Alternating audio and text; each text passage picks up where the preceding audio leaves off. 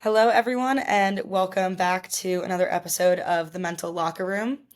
Before we dive into this conversation with Sav, I wanted to take a moment to highlight how incredible her gymnastics career has been, which is something you're not really going to hear her talk about. She's one of the most humble people you'll ever meet, so she doesn't really say this herself, but she has an absolutely stacked resume from competing at the highest level in collegiate gymnastics to earning multiple All American honors. She's literally done it all. So, just a few of her accomplishments include being a national champion with LSU, a 5 time regular season SEC champion, a 3 time SEC champion, a 5 time All American, being an all SEC team member, being on the all SEC freshman team, and 4 Final Four appearances, the last one being her national championship. So just wanted to highlight that quickly before we got into the rest of it. I am lucky enough to have an amazing guest with me today, Sav Schoenherr, UF and LSU gymnastics alumni, who is going to talk us through some pretty powerful things today. So, Sav, if you just wanted to give a brief introduction about yourself. Yeah, of course. Thanks so much for having me on. I'm so excited to be able to talk about things that are super important. And thank you for reaching out and allowing me to be here. But I was a gymnast at Florida for 5 years. I took my COVID year and ended up getting injured. So I redshirted my 5th year and ended up transferring and taking a 6th year at LSU, where I just finished up the 2024 season back in April. I have my bachelor's degree in sport management, and then I have 2 master's degrees, one in sport management and one in leadership and human resource development. So that's kind of like my athletic and academic background in college. That's that's a heck of a resume. Going into gymnastics, starting from the very beginning, what sparked your passion for gymnastics? So my parents put me in the sport when I was 4 years old. I was really just a hyperactive kid, and they were like, we need to get some energy out of this girl. And so they tried a few different sports, one of them actually being soccer, and it just wasn't for me. But then they put me in gymnastics, and they had to literally drag me off the beam. And so I always just say I fell in love since day one and just kind of realized that I had a natural talent for the sport and kind of progressed at a quick rate that led me to competing at a high level at a pretty young age that ended up paying off and allowing me to compete for 2 really amazing collegiate schools. So yeah, that's kind of like how I started and fell in love with the sport. It led you to compete for a national championship, right? Yes, it did. It's absolutely amazing. Thank I you. mean, obviously, gymnastics, young going into college, is incredibly demanding. How did you balance performance with taking care of your body and mind at the same time? I think it was a really long and hard learning process, and I really struggled with it at first, honestly. And I think any athlete, and honestly, any normal student going into college is going to face those struggles of independence and freedom for the first time. And, like your parents not doing everything for you, and you have to kind of learn to take care of yourself as just as like a human being, and it's just like survival, but also learning how to take care of yourself in like mental aspects, emotional aspects, physical aspects. And obviously when you're a student athlete, those you have to really lean on those a little bit more. And so yeah, I would say it took me a few years to really find out what I need. And I really struggled with just comparing how other people were living and what worked for them and not really paying attention to what worked for me. So I'd say I really didn't figure out what I truly needed and what really worked best for me until my 6th year of college. I And always so feel like it it works like that. By the end of your college career, that's when you figure out what literally, to do.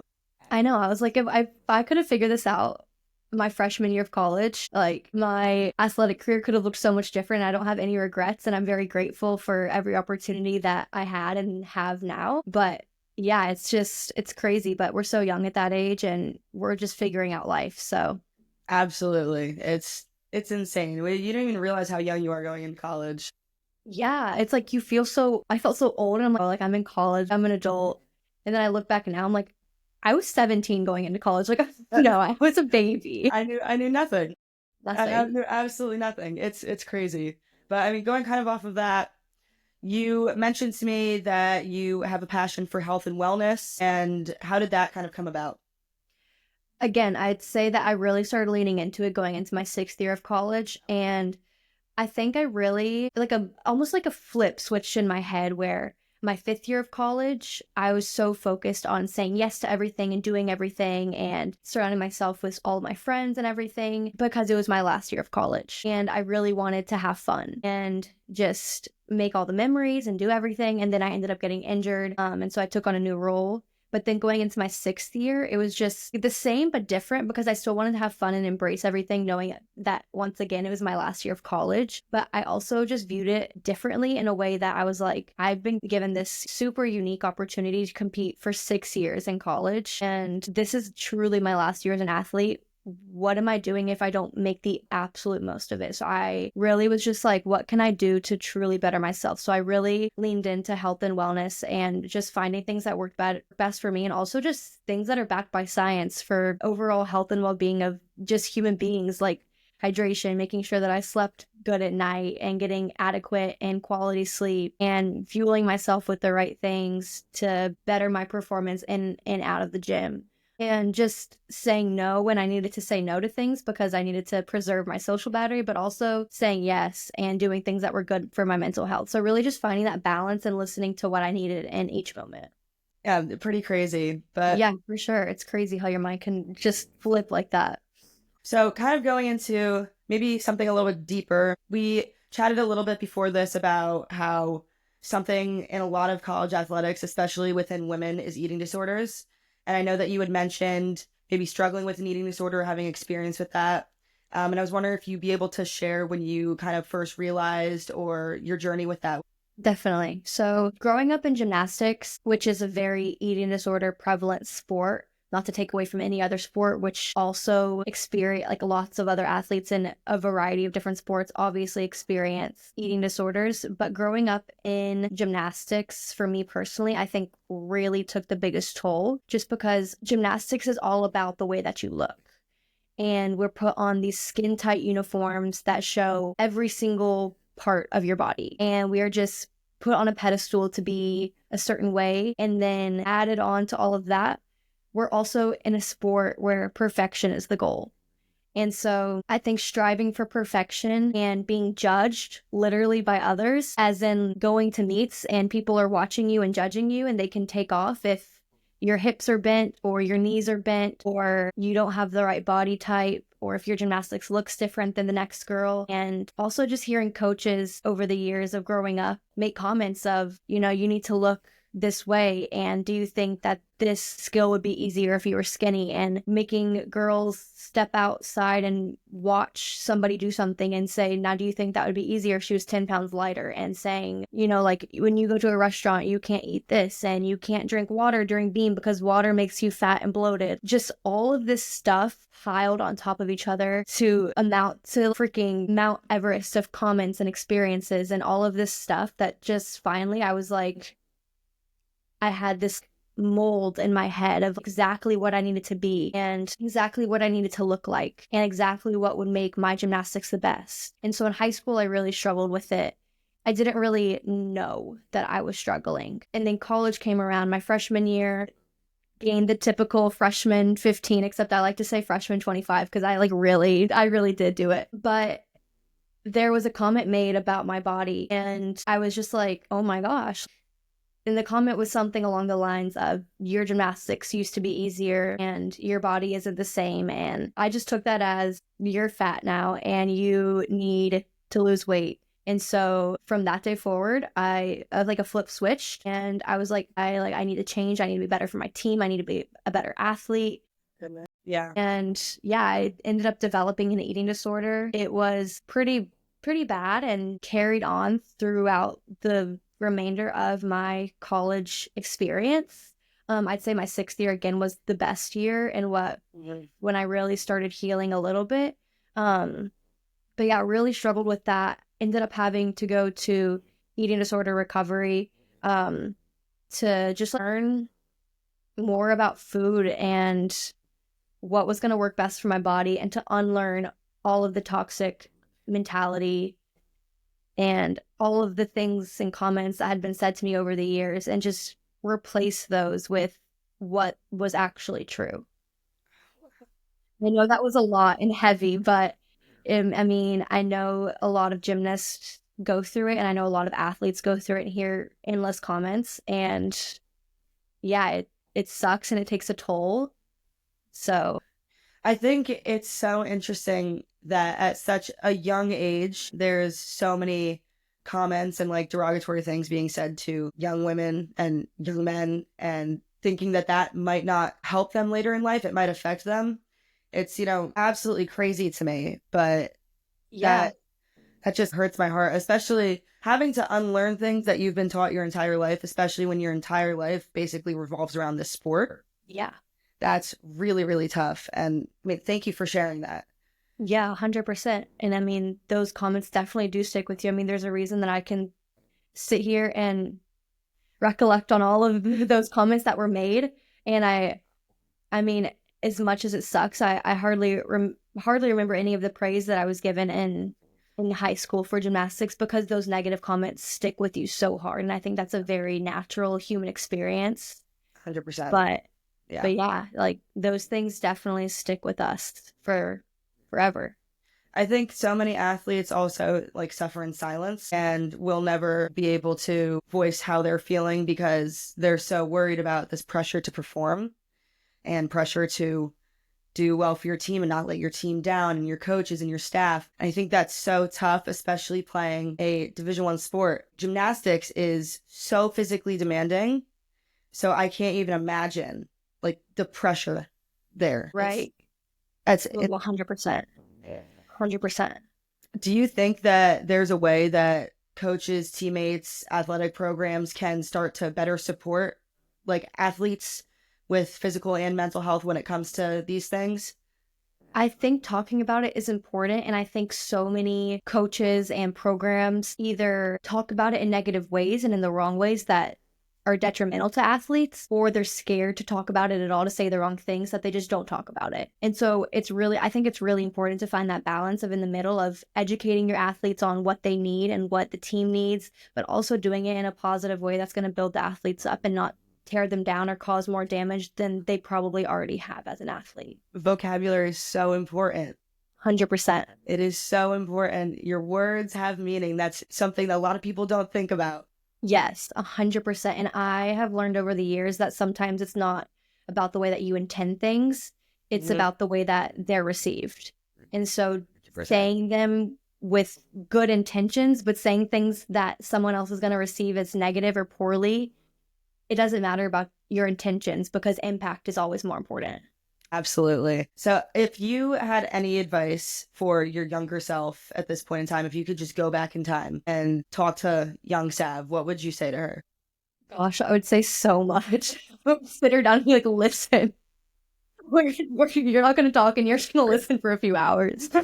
Um, I just think the place that I'm in now, I could share so much with young Sav, and I don't hope that there are a lot of young Savs going through things that I went through, but I hope that I can help someone not go through something. And so I think the thing that I would tell young Sav or people out there that might be struggling with similar things that I did when I was younger would just be to do what works best for you. And you don't have to do what person A, B, or C is doing. And if you want to look like person A, you don't have to do everything that person A is doing, because is person A performing the way that you want to perform, or is person A doing something that's detrimental to their body, or what works best for someone else is not going to work best for you.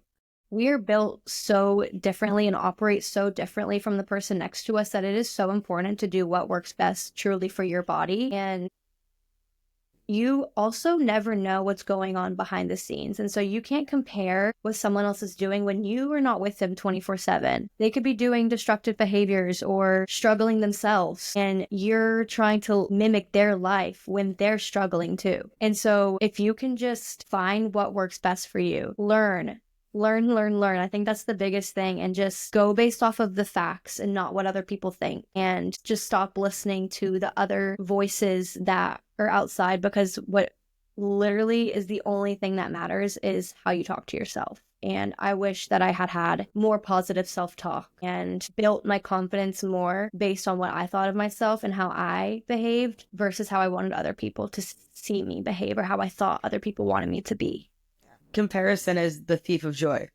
100%. And going at positive self-talk, that is something that only halfway through my college career did I start to have. And I forced myself to have it. And it's crazy because so many young athletes just tear themselves apart over and over again, thinking that that's what's going to make them better. You said you wish you could go back and tell young Sav, have more positive self-talk. Me too. I hope all young athletes learn how to lift themselves up, because sports are a passion for so many people, become so many people's lives, but it also can ruin and hurt your life if you don't go about it in a healthy way.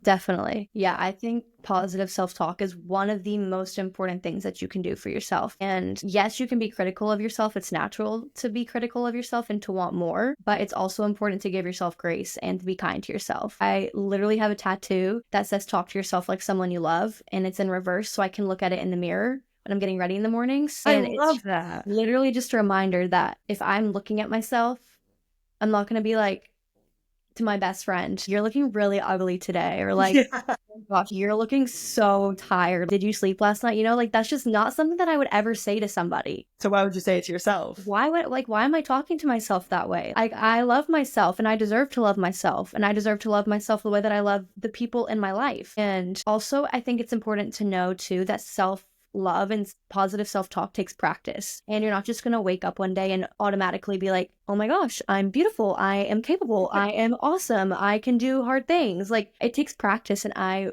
practiced affirmations morning and night for months before I started believing them about myself. I think patience is key, because there's times I've tried to look at myself in the mirror and said, you're going to do great today. One time doesn't do it. So practice is key. Like, absolutely amazing stuff, Sav. I love that tattoo, by the way. Thank you so much. Yeah, it's definitely one of my favorites. Going off all of that, now that you've stepped away from competition, what does your life look like now? What's your perspective on everything? Has your perspective changed? Yeah, I would say that my perspective has definitely changed. Even just working in sports and seeing the other side of things is very different, but also just seeing young girls come into college and see them struggling and like wanting to shake them, because I'm like, I see my young self in you, and you don't have to be this way. You don't have to believe these things about yourself. You don't have to be so hard on yourself. Like, life is too short to be so critical of yourself. And like I said earlier, it is okay to want more. It is okay to have high standards for yourself and to have goals and to work for those, but it's not okay to tear yourself down to reach those goals. And so seeing young girls in sports struggle truly breaks my heart, but I also love seeing the culture slowly change in sports, and conversations like these and people like you that want to bring topics like these to light more, I think are really, really making a significant difference in collegiate sports and sports all over in general. Thank you for saying that. That really means a lot. Of course. I think mean it all the way. It's just so important, I think, because there's been this large cloud of toxicity around college sports and just sports in general for so long that people don't really see. It's hidden, and everybody thinks, oh, you just get to go play a sport in college. Your life is great. Mm-hmm. When in reality, these athletes struggle too, and not just through college, through their whole life. Yeah. And I think it's important to have these conversations, but I also am really grateful that you were able to come onto this podcast and talk about these things, because there's so many people that are struggling silently and might need to see that they're not alone and that they can get better. Mm-hmm. So I seriously appreciate so much you coming on.